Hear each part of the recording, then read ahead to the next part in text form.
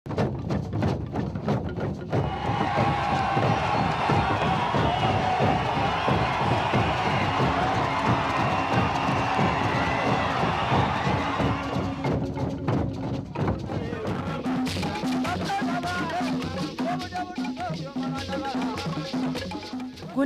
gwe gumu ku mikolo egisinga okuweebwa ekitiibwa mu Buganda, anti Abaganda bwe bamanyira omuntu agenda okubakulemberanga ebbanga lyonna ly'anaamalanga mulamu.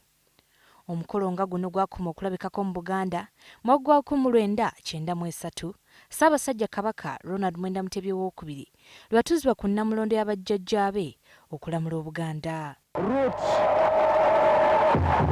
Ssaabasajja Ssemanobe amutuuzizza ku Nnamulondo. Bakabaka ba Buganda bonna balina kutikkirwa mu kifo kino era nga kye kiza ekikozesebwa okuva mu mwaka gwa 2000.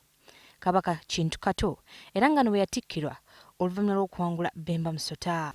Luyita olutalo olw'ebirumbilumbi olujjuukirirwako Jjajja Buddo lwalwana ne Bemba Musota Kabaka n'amuwangula. Bwakabaka si bwakuzannya, olina kulwana ntalo sooka owangule.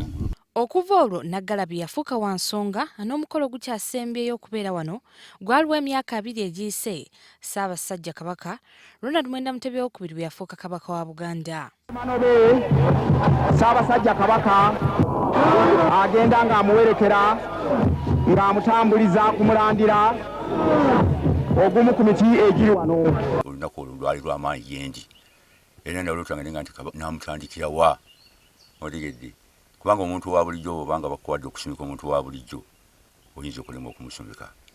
Abantu bajja bangi nnyo era twafuna abantu kuno oba bazirekawo naye nga waliwo otunda wonna bantu beereere.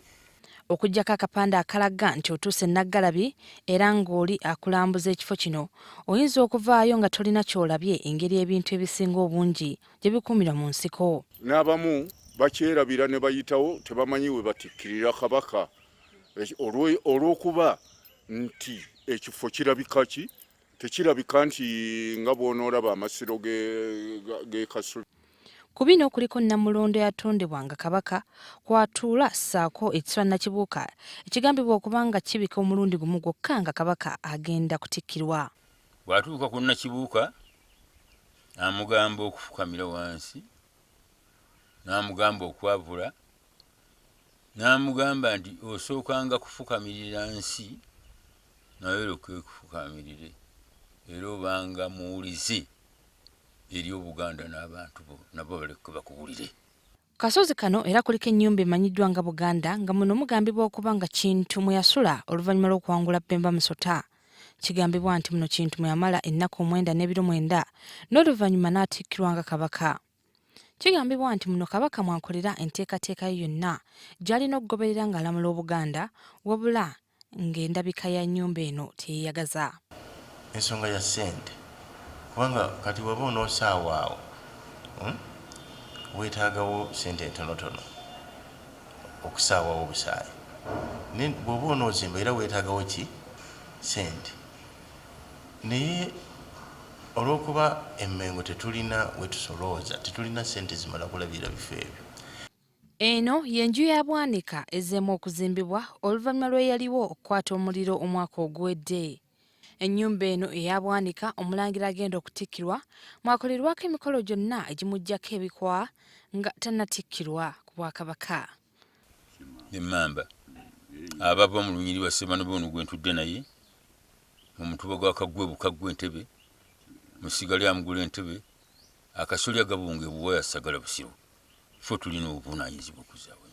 Naggalabi wankizo nnyo mu Bwakabaka bwa Buganda era nga kye kimu ku bifo ebiwulirwa ennyo abantu abasobola gye bandyagadde okulambula. Kye kimu ku bifo 52 Obwakabaka bwa Buganda bye bitunuulidde ng'ebyobulambuzi mu disitulikiti ya Kiso yokka. Naggalabi asangibwa mu disitulikiti ya Kiso mu ssaza la Ssaabasajja ery'e Busiro. Mu kukwasizaako Obwakabaka abakulembera disitulikiti ya Kiso bakoze enteekateeka mwe bagenda okuyamba okuddaabiriza ebimu ku bifo by'obulambuzi ate nga bya buwangwa. Buli awali sayiti ya Buganda tugenda kukola ekkubo erigendayo.